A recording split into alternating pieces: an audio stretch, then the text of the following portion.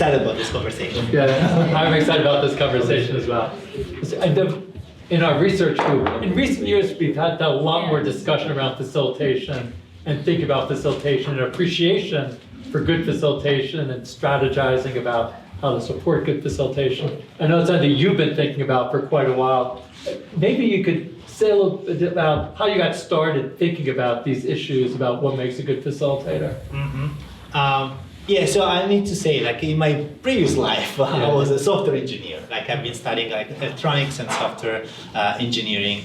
But then I started like first to teach adults coding and like how to develop Android applications. Like it was like 10 years ago, it was like very trending still. But then I heard of like Coder Dojo, which is this like it's a network of coding clubs for kids, like and run by volunteers. And I was like, okay, let me go and check it out. And so I had an amazing experience with a kid that you'll see some videos about. And I was like, oh my God, this is so amazing. Like I really, like I started to really question, like, how do you teach or like how do you facilitate a certain experience? It was way harder than anything I'd done before. Like the technical work was like, okay, I get it, but like dealing with people, with understanding others, listening, and in deciding in real time what to do, that was the whole new work. And it's still kind of super exciting for me. You're never done learning, and it involves like learning more about yourself, accessing things about yourself. So I'm super excited. And this is about 10 years ago, right? Yeah. And you visit that first Coder Dojo, I think in Milan, right? And you felt so interesting, you decided to start your own Coder Dojo in Bologna, right? Where you were. Yes. I had, I read about this thing on a blog post, and I was like cold writing to them, can I come and see what it is? They're like, yeah, you can come and help out, you're welcome. Which is very welcoming and good facilitation on their part. Yes. And then I go there, and there's this 6-year-old kid. Actually, I want to show you. Can you pull up the... Like, I'd never seen Scratch before. I had no idea how they were teaching kids. And Oliver is the person that I met, and he shows me Scratch. Ma velocissimo il drago, come hai fatto? Facile, ma c'è 33. Ah, hai messo 33, è facile, ecco perché.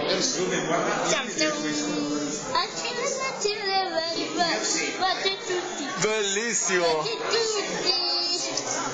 So he says like, facile, like it's easy, right? And my question was like, I saw all these characters going around, and one was going faster than the other. So I was curious about that and asked like, how did you do that? It's like, it's easy, I put 33, which is like the number of steps that, the character was doing. And I was like, this is so amazing. This kid is so happy.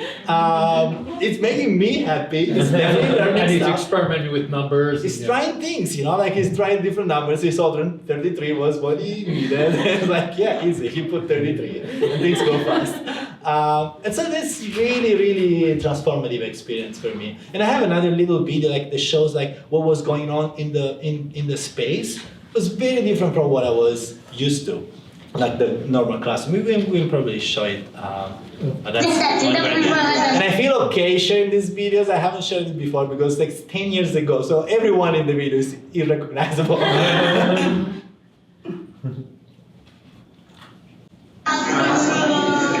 This is when another kid came to see what Oliver was doing, and then actually we all together went to his computer, was far away, to see what he has been doing.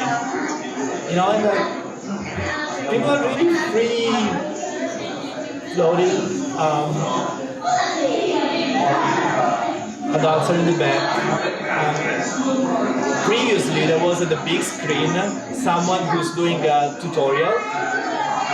And it was too hard for me and Oliver to follow, and it was okay just to do something completely different, right? And something I also loved. Like I was not used to it. You know, if there's a facilitator there on the screen, everyone is supposed to pay attention, and instead we could just do whatever made more sense for us to do. But the space was also set up with pods like this room. Yeah. So you weren't facing the facilitator. Yes. And actually, one thing that I learned about that is that the two people who started Coder Dojo in Milan are like a husband and wife, and he's a software engineer and she's a pedagogist.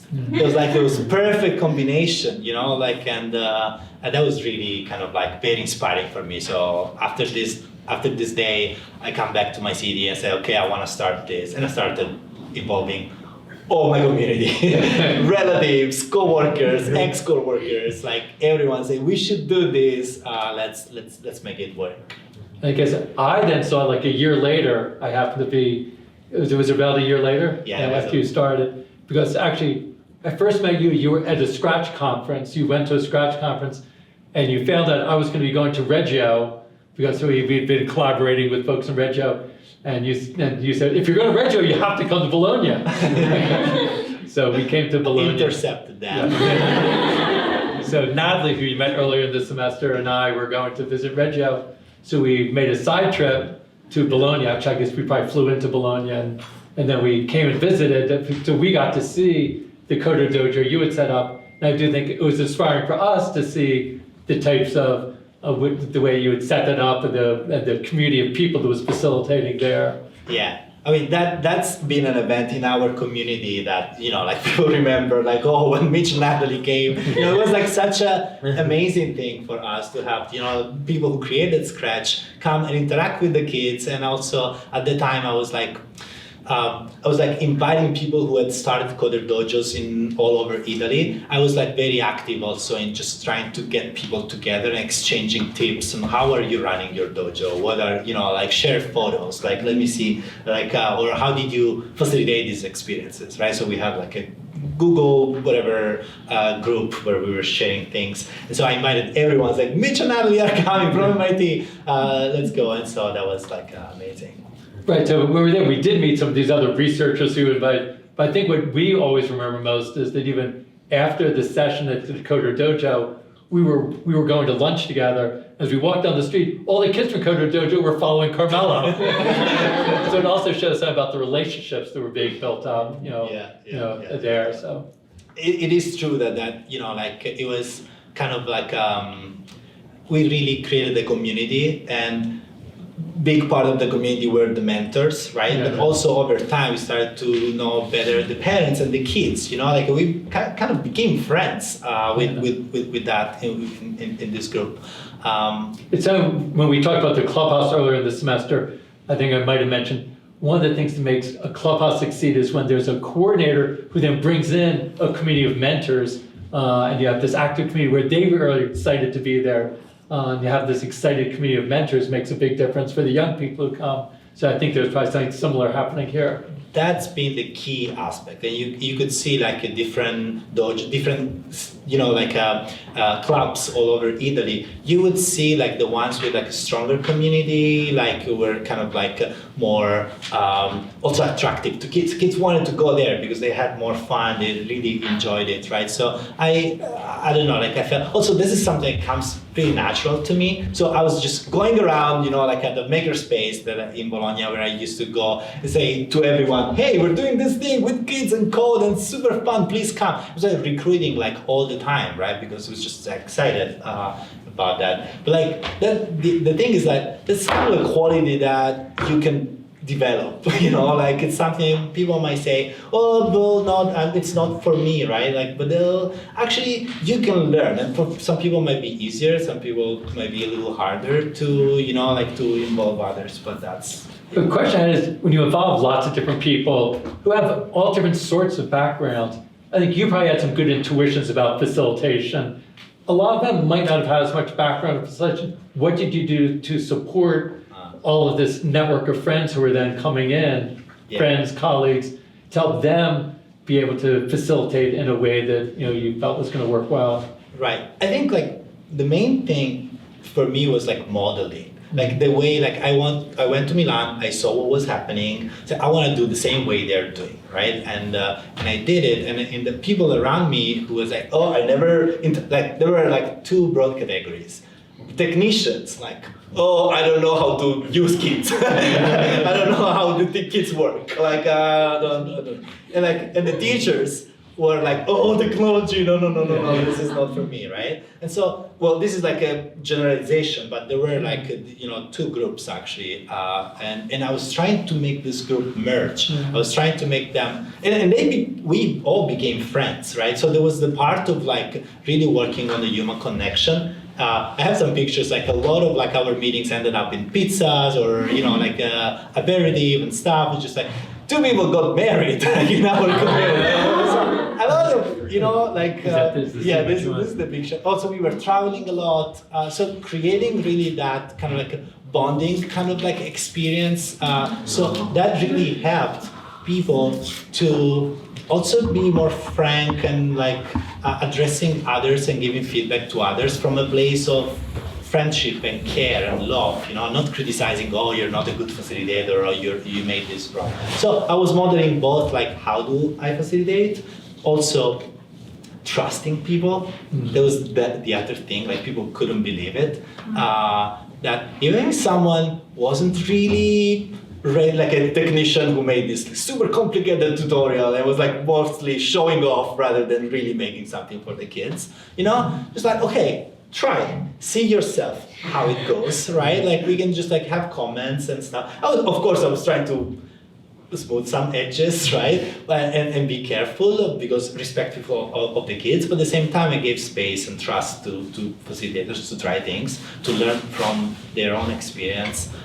Sometimes like there was someone who was a teacher, it's like, I don't know anything about Scratch. Now she teaches Scratch and robotics and other. But like in the beginning, she was like, I don't know how to use Scratch and everything. Can I just like do pictures and do the Twitter account of Coder Dojo? So yeah, sure. This is the password. You can start like posting. And she was like, you're giving me you don't know me. You're giving me the password of this, the account, the social media account. And yeah, like try it. And if there are some problem, we'll discuss it, right? But like, so this aspect of giving trust to people, space for people to experiment, I always felt that was like something that was really helpful to make them grow.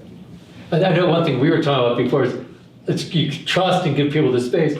Then sometimes you do want to sort of give people some suggestions. Oh yeah. I know we talked about this. Sometimes I think both of us are the category where we give very gentle suggestions but sometimes it might be too gentle that people aren't even aware we're making suggestions, they don't listen. On the other hand, sometimes people go the other extreme and are sort of so directed it makes people feel embarrassed or that they get turned off. How do you sort of deal with that? Right. Well, as you said, like I generally tend to be more on the like I don't want, like the fear is always like, am I gonna hurt the feeling of this person and what will be the consequence, right? They will be more defensive, and if they're more defensive, they're not gonna grow anywhere, right? But on the other side, you can't do anything goes because like it doesn't work. So finding the right balance, I think it really depends on the person you're talking to. Is it a person who's super sensitive to feedback, or is it someone who likes direct communication, right? So understanding who you're talking to, understanding power dynamic there. If I'm leading this coding club, maybe people listen to me more, so I'll be a little more careful in the way I share feedback, right? Rather than if I'm between peers, so it's just like easier for me to do things. So say things more frankly. And again, like it really depends. I don't know. There is no easy way to answer this question, but it's really contextual. Sometimes even being aware of the context is an important part of the answer, though. So I think that's important. Definitely. Yeah. Well, maybe let's move forward to your time at MIT, because actually it was from that first visit in Bologna. I remember after visiting, I turned to Natalie. I said, he should be at the media lab. And Natalie said, don't take it from here. He's so important here. We can't take it away from here. He's so important here. But ultimately we said, well, I think but it's his decision. So we talked to Carmel about it. He wasn't sure at first, but then he did like the idea. So hopefully he still likes the idea. I do, but actually, so I promised my friends I'll come back in 2 years. I've been missing for 8 years. But I think, and this is connected to what we're gonna talk about it right now. It is like I found a way to keep connections with Italy, with my community in Bologna, and that made me feel much better. You know, I'm trying to support that community by being here, right from here, and then like learning creative learning, which is this online course/community. I really resonated. Like I was after my master, I wasn't sure. I wanted to go back to Italy as I promised. There were so many things I was doing there, and I wanted to keep doing. But then the thing that convinced me to stay is that during that gap year between my master and PhD, in the group we started talking about reviving learning creative learning. Yeah, let me just give a little background because this online course, Learning Creative Learning, which is the same name as this course here at MIT. We started as an online course, I think it was in 2012, and it was right when MOOCs were becoming really popular for the first time, and the technology was there for more people to be doing online courses. And we were not so excited about the way most online courses were run. So, but when we said that, people said, well, if you're not happy with it, why don't you do your own and show us a better way of doing it? So we thought, well, let's give it a try. So based on an earlier version of this course, we decided, well, let's try some online version for educators everywhere. So in 2012, Natalie and myself and Philip Schmidt, who had a lot of experience with online communities and online courses, we sort of joined together to try to do this online version of Learning Creative Learning. It was right when online courses was a lot of interest, so it got carried on some blogs, like 25,000 people signed up, and it didn't stay with that, but so there was a lot of interest right from the beginning. We tried to do it differently. So many online courses at the point really were just about delivering information and delivering lectures online. And we really wanted to be an online course to be more aligned with the 4 Ps. And we learned a lot from doing it, and we did for a few years. And I think you participated from Italy in like 2013 or 2014. So again, you got some sense of it from there. But then after we did a few years, we were busy doing other things, and it hadn't been done for a little while. But Carmelo and others thought, well, why don't we sort of revive that, but also think about it in some different ways and to sort of do it. So yeah, I remember like Yumiko Murai, one of our colleagues, was like had the idea of like, why don't we do this in Japanese? And, like she's from Japan, and like she wanted to offer this like maybe a reduced version, like 4 weeks, but like translating materials and everything. And I was like, oh, that's a great idea. If you do that in Japanese, I'll do it in Italian, right? And then like, and we started thinking, and there was like another grad student who was like, I also want to do it like in Hebrew. I want to translate these things and everything. So we started thinking, like, does it make sense to have all these different like local chapters? And it's still, I think, like a question for us. But then we decided, like, let's do a global kind of like initiative, right? And then we'll have all the materials translated, and maybe but facilitators came a little later. But like like trying to have spaces where people from who speak the same language can chat and talk to each other. Yeah. So this was probably around 2017 or so. Yeah, probably around 16, that. 17, Yeah. And it was right about the time when actually my book was coming out. The same way we organized the first few weeks of this course around the chapters of Projects, Passion, Peers, and Play. We talked about reorganizing the online version around that, and then did some videos around it.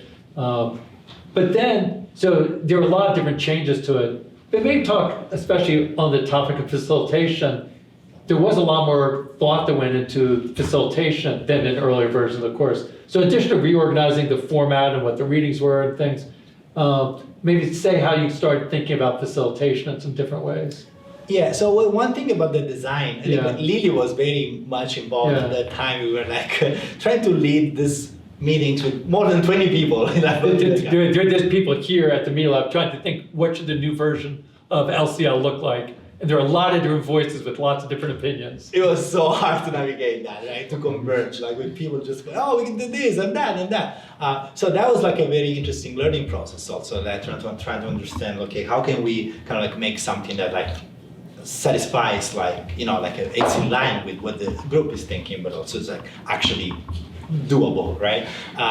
And then like, I think don't remember exactly, but I think like the first round of this new course, I asked some of my friends in Italy who already took other versions of LCL to help me out and say, hey, there are these materials translated in Italian. Can you also help facilitating conversations in the forum or in the live events in Italian? And they were like enthusiastically saying so. So I think that small experiment worked well, and so with Lily and others, we said, okay, why don't we invite like people from all over the world, just like people who took LCL already, and that we like, and then like who have like, and that's also the other thing, like how do you choose who to invite? It's like big. But also, to tell me if this is connected, one thing that I saw as a sign of success of the course, as Carmelo and Lily and others were running it, is that when they taught it the second time, a lot of people took it the first time, came back, Yes. even though the course hadn't really changed so much. So it's not as though, well, we've already done this, why would we do it again? Yeah. But they felt there was a great community to be part of, and they enjoyed being, talking about these ideas. So it's partly as people kept coming back in any event, you thought, well, are there different roles that they can play? Is that part of it? Sometimes we I think we said like people come from the course and stay for the community, right? Yeah. Like they stay because then they meet other people also come back. The activities are designed in a way you can make them multiple times, they're very open-ended, so it's not that you've done it and you're done, right? You can use the same prompt to do something else. But since you had some experience, people that you knew or were experienced, there's a possibility for them to play some different roles. Yeah.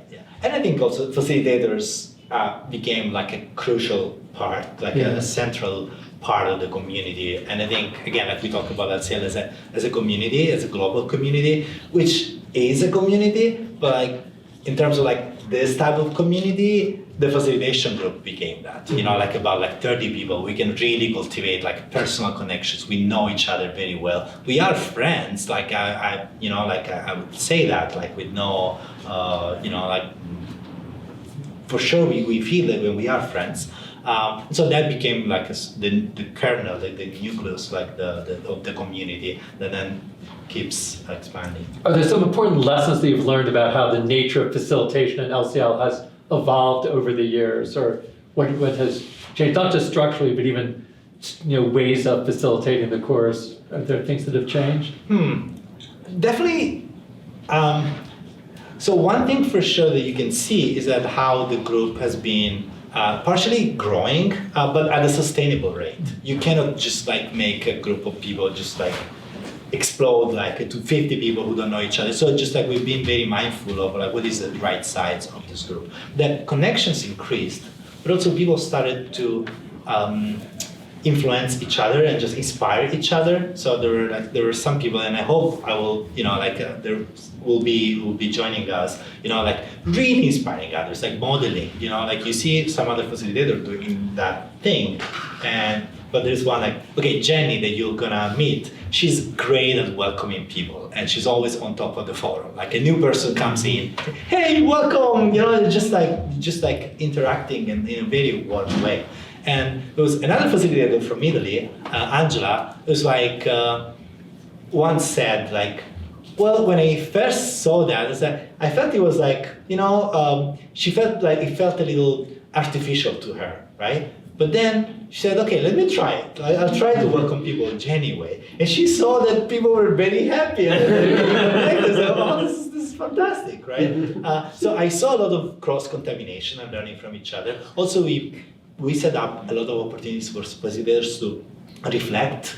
And so we had so many meetings in which we have similar discussions to the one that we are having here. And so people have been also, I think, growing. And even personally, I saw people just like shifting from a more traditional. But in addition to obviously playing roles like welcoming, and in the course you then have various like breakout rooms, and the facilitators play roles. It can definitely be a challenge if you have this course that's just open to any educator anywhere in the world to get lots of people showing up. If you then have a breakout room and you have some collection of people without somebody who's been involved in the course before, it can be challenging to do breakout rooms. Yeah. So the facilitators, I assume, have played a really important role in those breakouts. Yes. Is that right? Yes. I mean, maybe I should specify. Yes. Maybe, and there are two ways. Let me see if I can.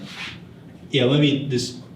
So there are two ways in which people facilitate in the LCL experience. One is, well, maybe three. One is like facilitating, like responding to the forum, like asynchronous communication. People like sharing projects and ideas. Yeah, or asynchronous, discussion. yeah. Asynchronous.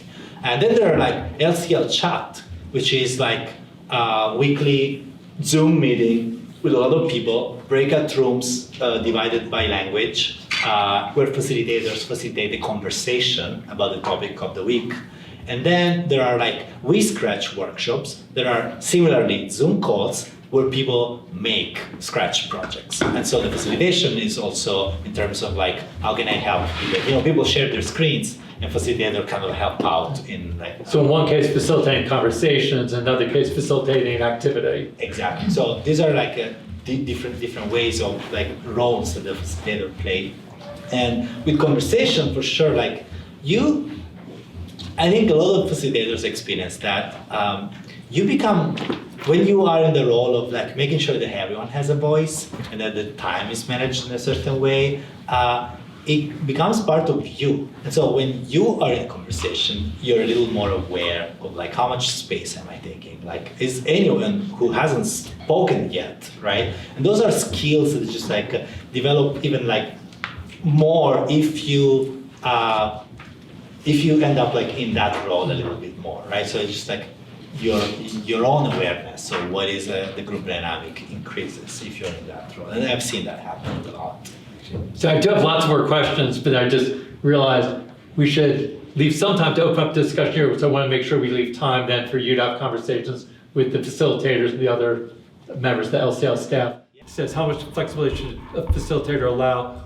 What if it becomes too chaotic or we lose track of our goal? Actually, does someone want to say who about that? Do you want to say anything more about that? I guess I feel like one of the, like being in this class, one of the strengths that I do see in facilitation is that flexibility. But I think, yeah, I guess the question kind of sums it up, like, how do you know when things are going too off track and like maybe we might lose track of what we're trying to do in the first place?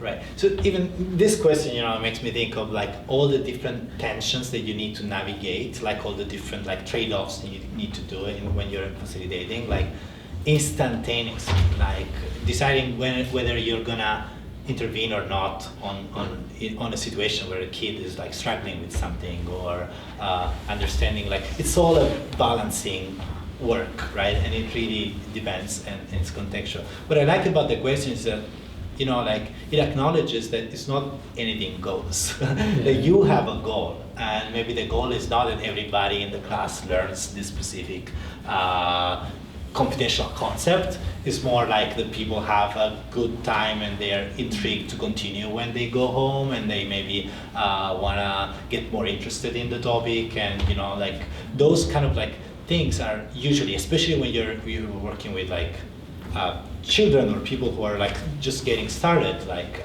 that's usually the main goal. So there's not necessarily in contrast, but like that making those decisions. And someone said like it's a dance, like maybe Edith Ackerman used to talk. You want to say more about that? That dance, like stepping in and stepping out. Yeah. So Edith Ackerman is a former faculty member here, unfortunately passed away a few years ago, but she did talk about this dance of diving in and stepping back. So I can sort of see her using her body and talking about this, but it was both about an individual work on a project, but also the role of facilitator. I think it's true on both of those, about sort of immersing yourself and getting into the flow, but then stepping back and reflecting, and that both of those are important. And it's that combination which is what's really, really important. And also that flexibility, like you learn to dance, you can learn how to be flexible. I think you need to practice. Maybe, so here actually, when this one came up, I turned to Carmela, and it said, have you ever tried something new in facilitation didn't quite work? And I said, do you have any examples? He says, lots of examples. Lots of things that haven't worked. And then it goes on to say, how did you regain trust in yourself, if so? Who is it that asked that? Oh. Do you want to say anything more? No.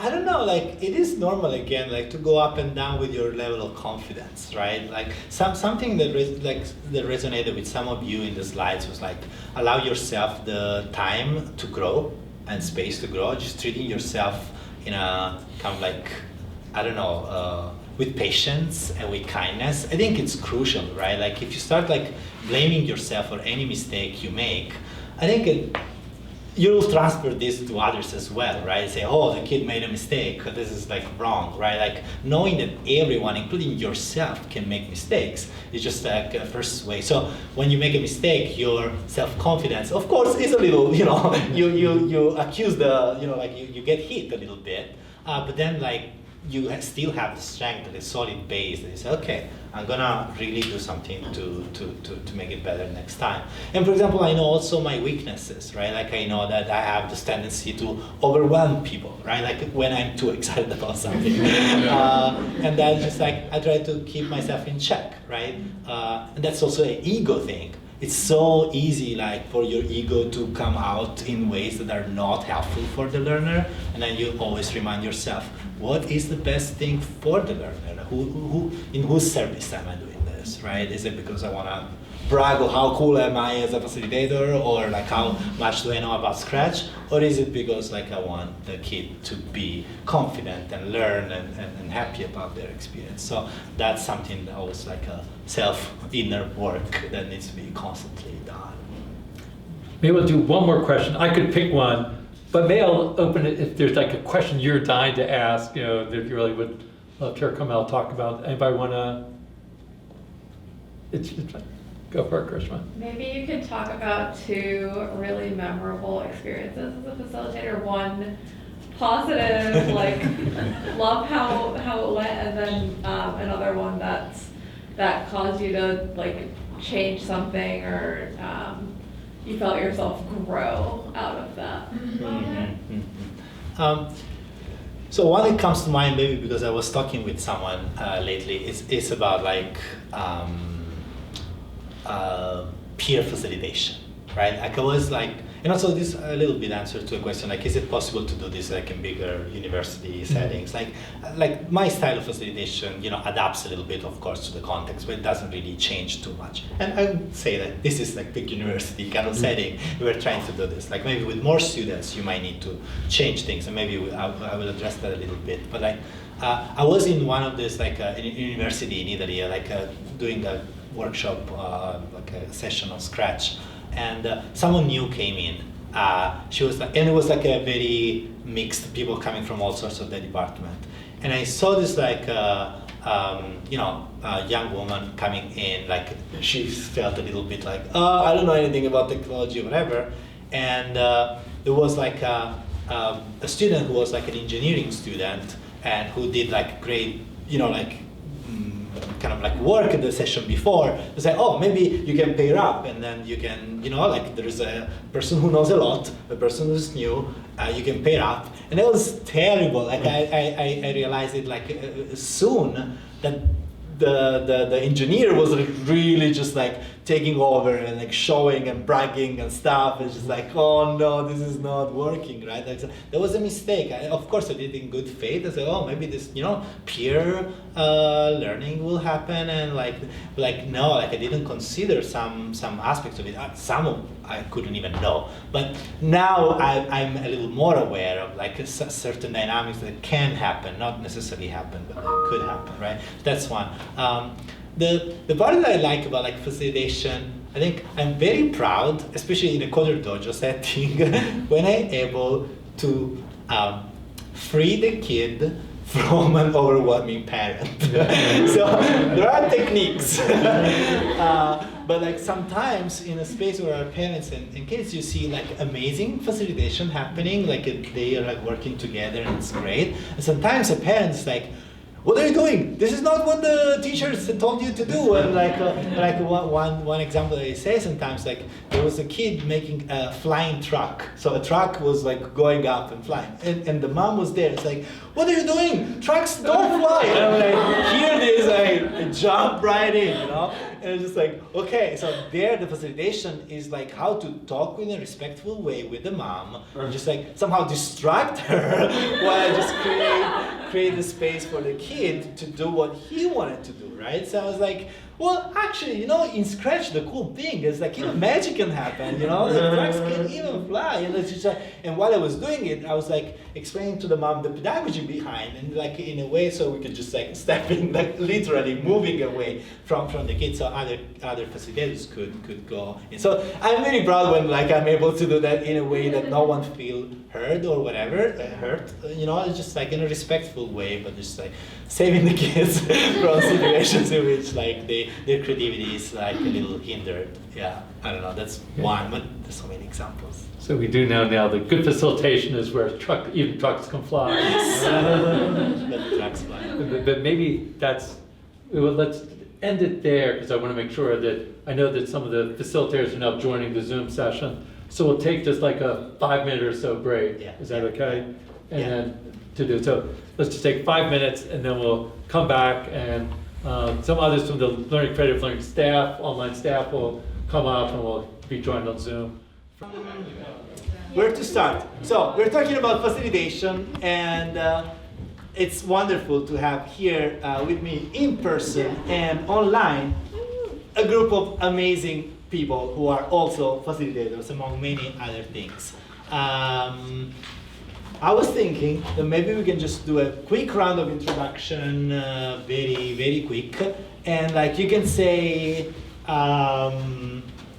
your name, something about you, and like a word that evokes, like when you think about facilitation, what is a word? Just evocative. Like it's hard to just articulate, but just to set the scene. And I'm gonna ask this to my friends here, like in person, and to our friends joining online. Please say where are you joining from, because it's gonna be fun to hear all the different places in the world. Should we start here and then we go in the world? Lily? Hi everyone, I'm Lily. It's great to meet you. One of the LCL organizers. I'm based here in Massachusetts, Somerville. I think community is the main word that comes to mind. No, it's hard. Yeah, it's hard. I'm Lula. I live in right now I live in Mexico, and the first word that came to me was achievement. It'll be so interesting to hear more. Okay, Ripple, hello. I'm going to cheat and say 2 words. Transformational unity. Ooh, those are so cool words. Okay, now friends online. Maybe we can start with I don't know, Carolina, and then you'll pass it to the next person. Hello. Hi, oi, pessoal, hello everyone. I'm Carolina. I'm in the south of Brazil. I'm part of the LCL community, and facilitation to me, like the word that comes to my mind is support. And I will pass to Linford. Hi, I'm Linford. I'm a lecturer at the University of Johannesburg from South Africa, and also a program manager for creative coding and robotics program. The word that comes to me is sense of belonging. Oh, it's a phrase, not a word, but We keep sense. No. yeah, I'll pass it to Coach Newton. Thank you, Linford. Hi, I'm Coach Newton. I'm in Boise, Idaho. I work with elementary school teachers, super excited to be here. And I struggled to find one word, so I settled on energy. And I can explain that later as well. But to me, it's a lot about energy. And I'll pass it on to Mateo. Hi everyone, so my name is Mathieu. I'm originally French, but I'm living in Mountain View in California. And I used to be a learning experience designer, and I'm a design strategist. And my word will be flexibility. Flexibility, yeah. And I'll pass it to Shay. I'm in Montreal, Quebec, Canada, and elementary science teacher, STEM, and spark is my word. I'm going to pass to Jenny. Hi, I'm Jenny, and I'm in Norfolk in the UK, and I do facilitation with these guys, and also with Coder Dojo. And my word is interconnectedness. And I'm going to pass to Flavio. Thank you, Jenny. I'm from Turin, Italy. I'm an electronic engineer with a passion for education, and I work with both technology and with teachers. Facilitation to me evokes the term balance between two or more things. I am passed to João. Thanks, Flavio. So I'm João. I'm joining you from São Paulo, Brazil. And for me, facilitation is two words: knowledge exchange. I'll pass it to my friend Eduardo. Thank you, João. Hi, everyone. We are joining from São João del Rei, a small town in Brazil. And my role is connection. And also, I'm with Pedro and João, our students from electrical engineering and geography in our university here in Brazil. Yeah, this is amazing. Like to have like. And I think everyone was introduced, so I pass to Carmelo. Yeah. Do your student also want to share something about themselves and like a word that evokes facilitation? Having such a great facilitator there.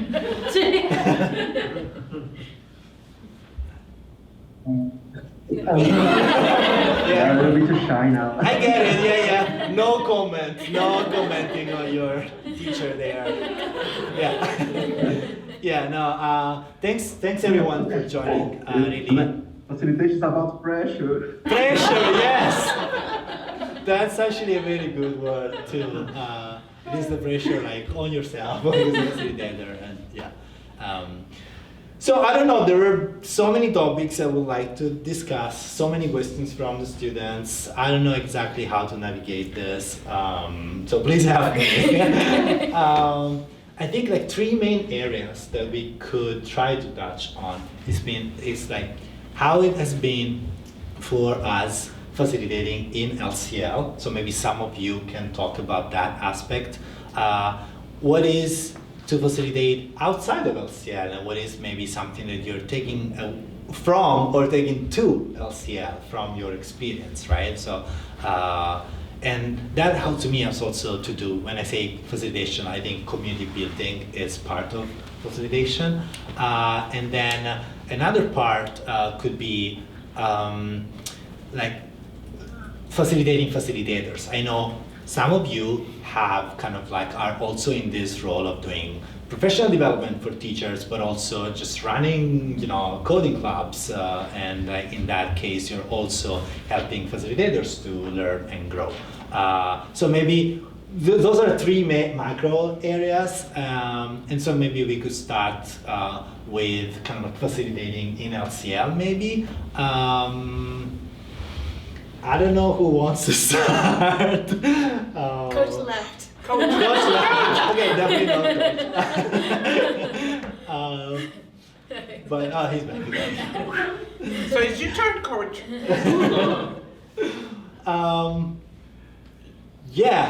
Should we start online, offline? I never know. Online. Online. Let's start online. So who wants to speak to facilitating LCL online?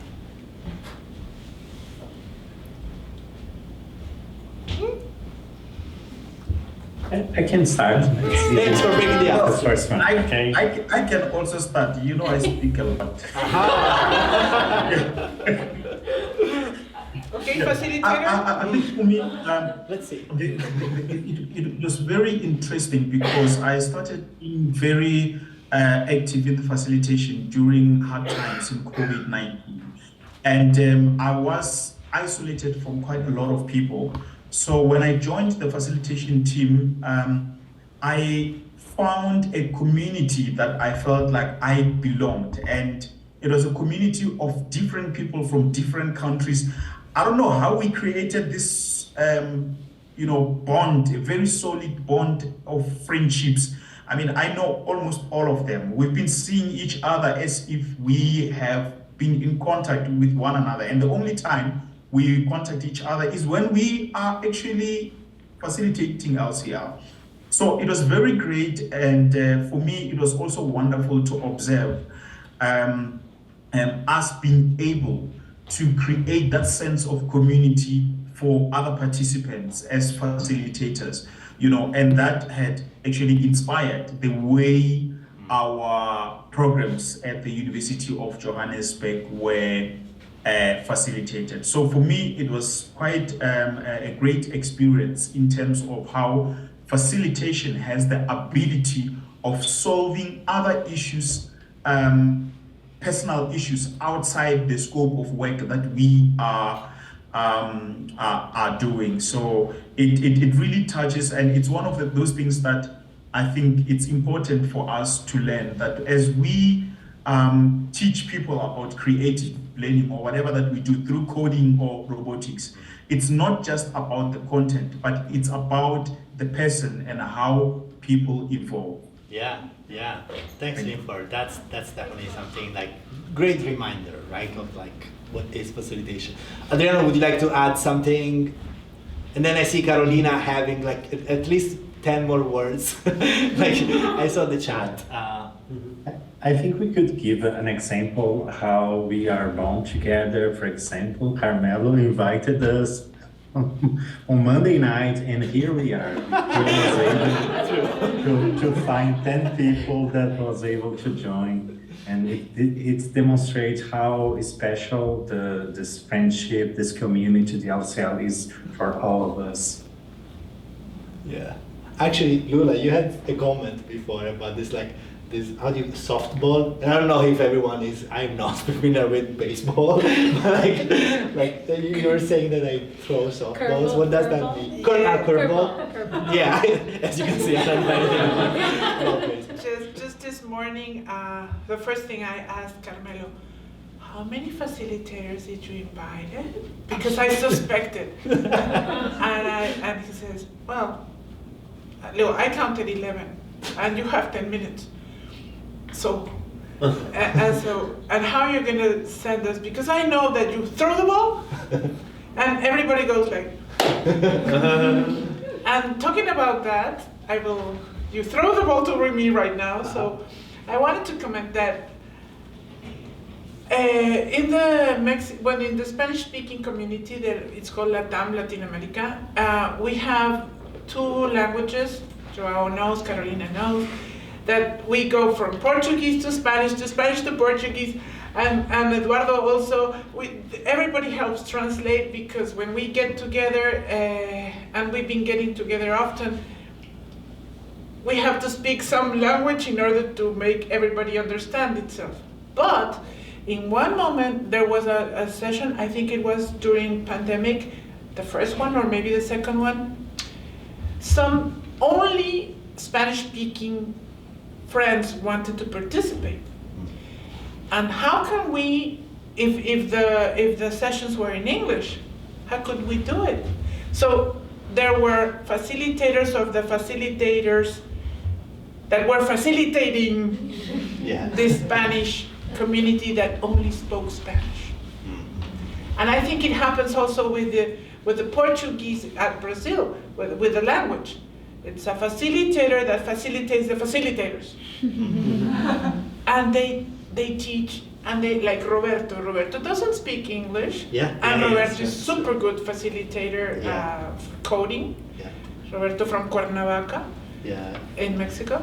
So that's what I was thinking. That's something that reminds me of like how language has been very intentional, like trying to support multiple languages, a way to make like the kind of like experience accessible to many people.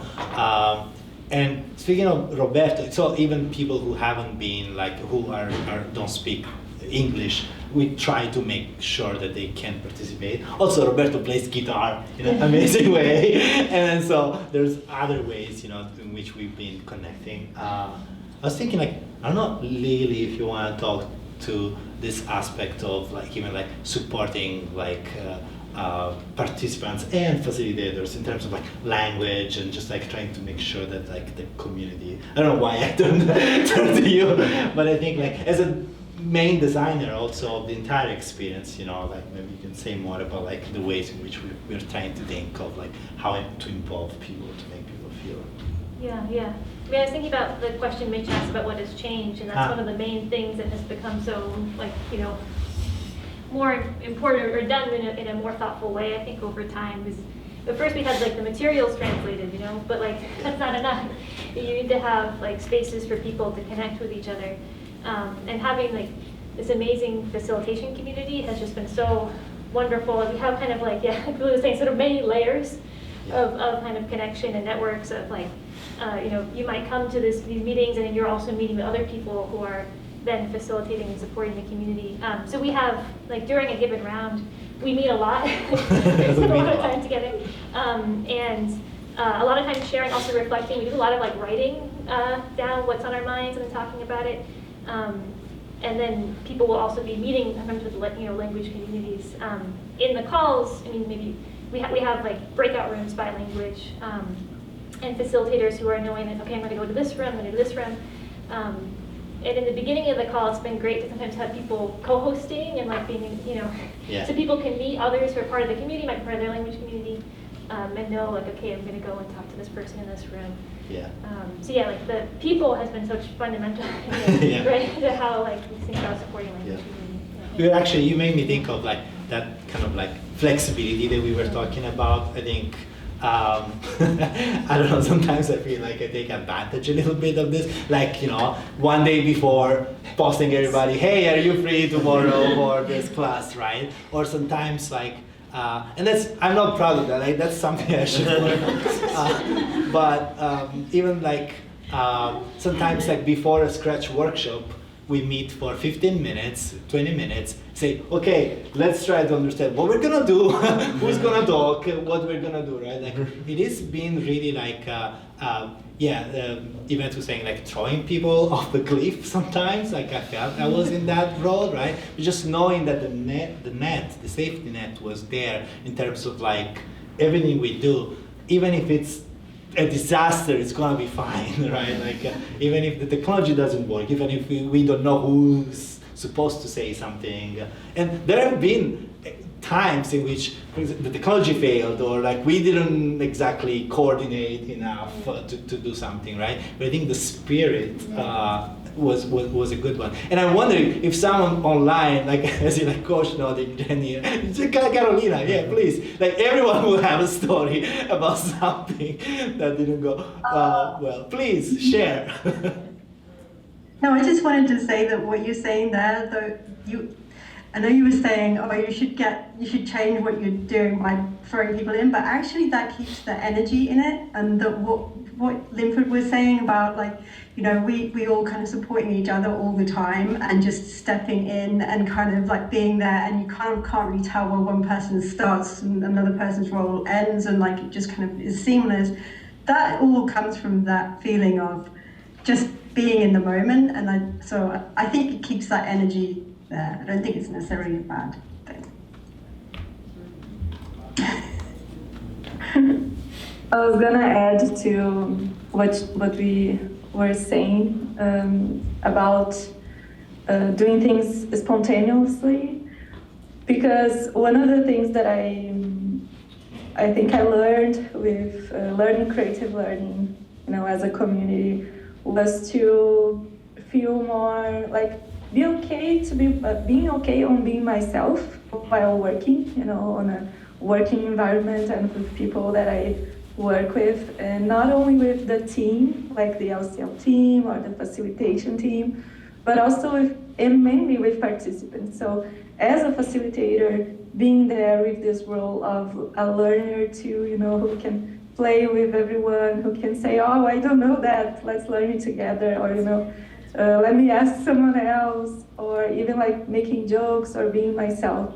So I think part of everybody here said many important words, and I think like the community part is so important, and this reminds me that transparency is another word that I think it connects me a lot with LCL, because I understand that I can be myself, no matter what, no matter when, just like Linford was saying, and I guess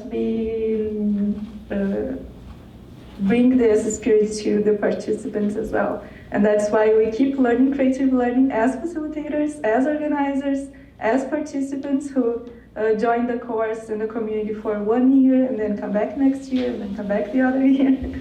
And at some point start to be a facilitator as well. So yeah, I was just thinking that being yourselves is something that I think everyone here feels. And I can say that is one of my best feelings about LCL.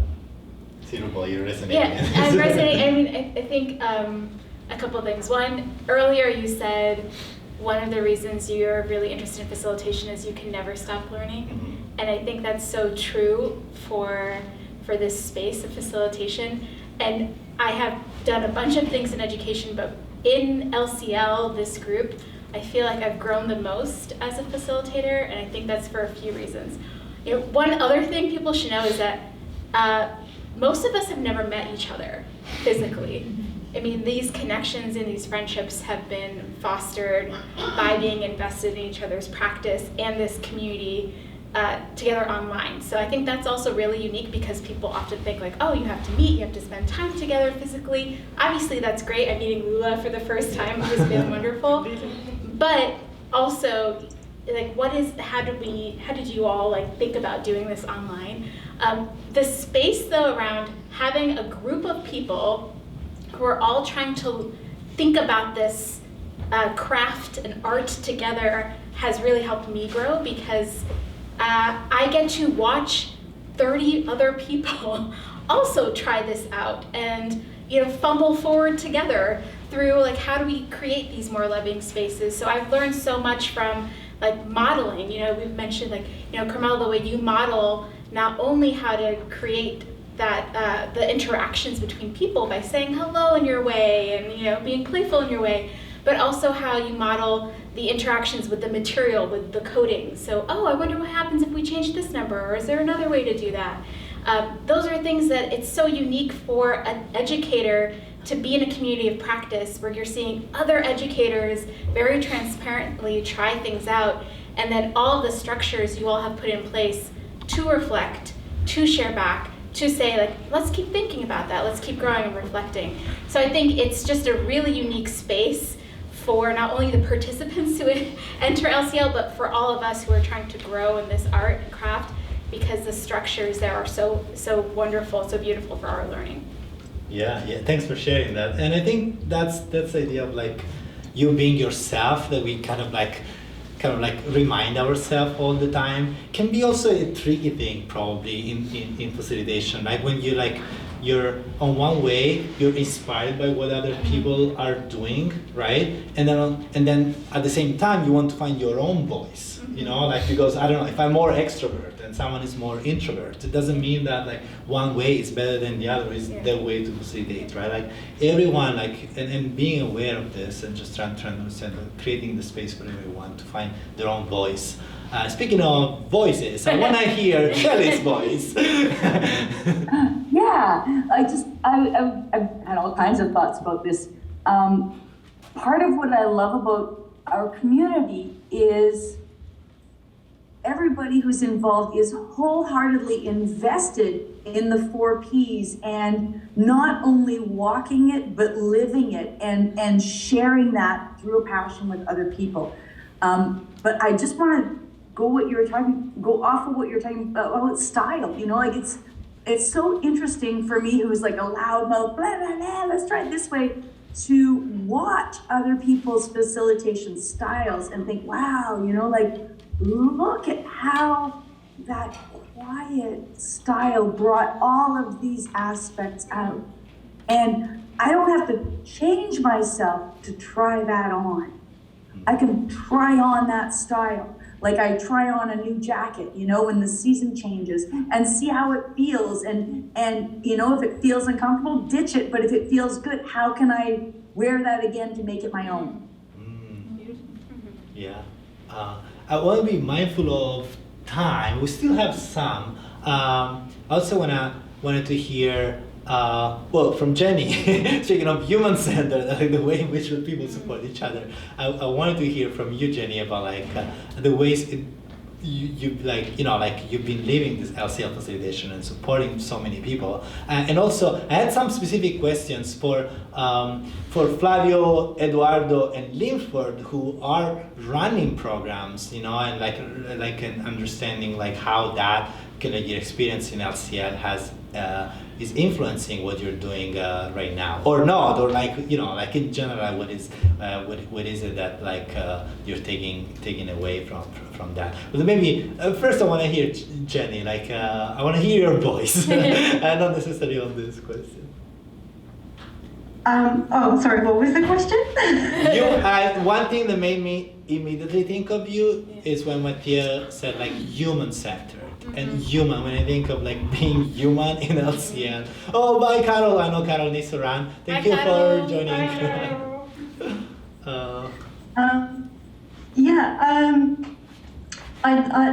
I do feel like the people in LCL are incredible. The participants are incredible, and the bond that you can develop with them is, I mean, it's so difficult to describe because to me, it's like about finding out what is meaningful for them, what it is that they're stuck with or what they're excited about, and sometimes what their vulnerabilities are. And it's like sometimes it takes a really long time to really to connect on such a level that they feel able to discuss those vulnerabilities. So like for me, it's much more about relationship building over time, and so I just kind of try to take all the time rules out of it that I possibly can, and like I don't start facilitating at the beginning of a session and end at the end of a session, and I just make it totally clear that it is just an ongoing thing, and so that they feel that they can take that time and build up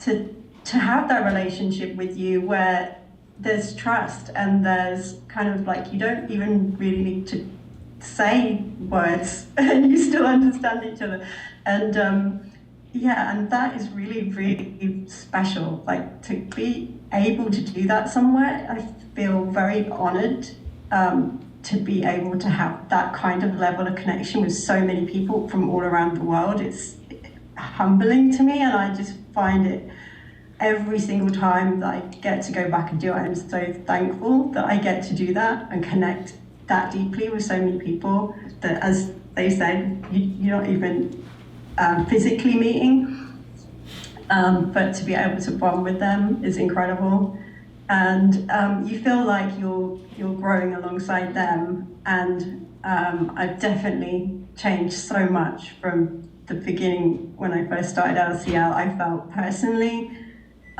stuck, and I guess that's where I had that empathy with especially people who felt maybe they were on the outside and like didn't fit in, because that's where I felt. And then I felt myself kind of being able to let go of that, and I can see other people, and I'm continually seeing other people doing that, and I just love to see it.